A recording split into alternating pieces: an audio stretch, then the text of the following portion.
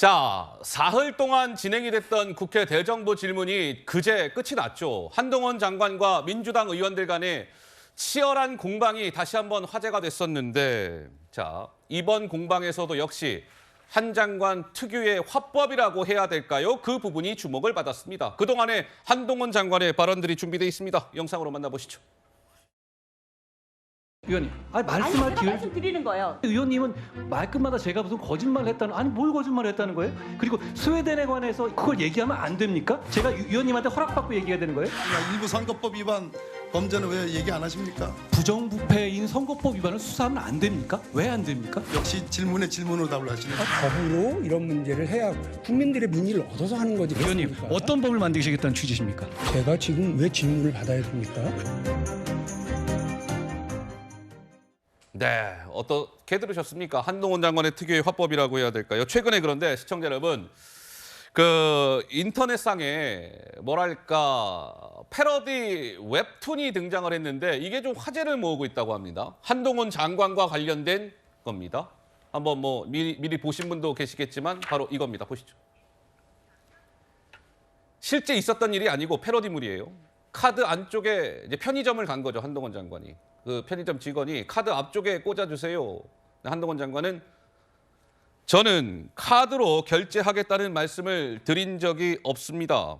그러자 또 이제 직원이 물어봐요. 그럼 현금 결제하시겠습니까? 그랬더니 한동훈 장관, 제가 현금 결제를 하겠다는 말씀도 드린 적이 없는데요. 그러니까 평소에 한동훈 장관의 화법을 그린 저 뭐랄까 패러디물이 화제를 모으고 있다고 하는데, 박원석 의원께서는 저 패러디물 보셨죠? 네, 봤습니다. 무슨 생각 드셨습니까? 뭐 한동훈 장관의 화법의 특징을 아주 작가가 잘 잡아낸 것 같아요. 예. 한 장관이 저기에 대해서 반응을 하셨더라고요. 오히려 좋다. 그러면 이제 국민들께서 찾아보지 않겠냐. 국회에서 실제 무슨 일이 있었는지. 한동훈 장관이 저 패러디물에 대해서 반응을 했어요? 반응을 했습니다. 오, 그렇군요. 그러면서 민주당에서 저런 거 이제 만들어가지고 돌리지 않아도 요즘 시대에는 국민들이 다 찾아보고 뭐가 옳고 뭐가 그른지 판단을 하신다. 민주당 의원들이 질문을 제대로 했더라면 저런 게 화제가 안 되지 않았겠냐, 뭐 이런 식의 반응을 했는데, 사실 저런 패러디물이 돈다는 거는 앞서 정미경 의원님도 지적을 하셨지만 이미 국민들 사이에 일정한 피로감이 형성돼 있다는 겁니다.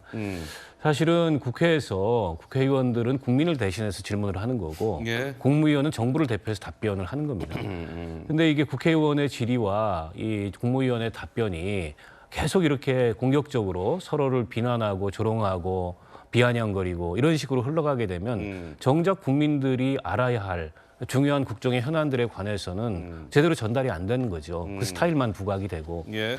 그러니까 한동훈 장관도 저렇게까지 공격적으로 뭐 비아냥거리고 반문하고 이럴 필요가 없을 것 같아요. 왜냐하면 저 자리는 개인 한동훈이 나와서 답변하는 게 아니고 국무위원. 대통령으로부터 업무를 위임받은 국무위원 한동훈이 나와서 답변하는 자리입니다. 물론 장관이나 국무위원들 개개인의 개성이 있기 때문에 그 개성이 발현되는 건 어쩔 수 없다 치더라도 예. 그게 과유불급이라고 지나치면 독이 되는 거죠. 아무리 의원들의 질의가 조금은 사리에 맞지 않고 이치에 맞지 않더라도 예. 시시비비를 얘기하면 될 뿐이지 그거를 공격적으로 이렇게 조롱하거나 비아냥거릴 필요는 없다고 생각해요. 예. 우리 정미경 의원 먼저 말씀하시죠. 네, 예. 그 민주당 국회의원들이 자기 자신을 다 돌아봐야 돼요. 왜냐하면 입만 열면 저 거짓말하는 거 아니야? 라고 인식이 될 정도로 지금 국민들한테 확인하지 않는 그 가짜 뉴스를 가지고 가짜 거짓말을 가지고 그 가짜화 시키는, 그걸 진짜화로 만드는 그런 과정들을 우리가 봤거든요. 청담동 술자리가 저는 대표적인 거였다고 봐요. 그러면 반성을 해야 되는데 그걸 반성을 하지 않고 계속 거짓말로 지금 공격하고 있어요, 장관을. 그러면 한동훈 장관 입장에서 보통의 장관이면 여태까지 보여준 장관들은 그래도 당해도 민주당 국회의원들한테 당해도 죄송합니다. 잘하겠습니다. 이러고 그냥 넘어갔거든요. 예. 싸우기 싫으니까요. 근데 한동훈 장관은 그걸 조목조목 얘기하고 있는 겁니다. 그래서 제가 볼 때는 그걸 한동훈 장관 탓으로 돌리면 안 되는 거죠.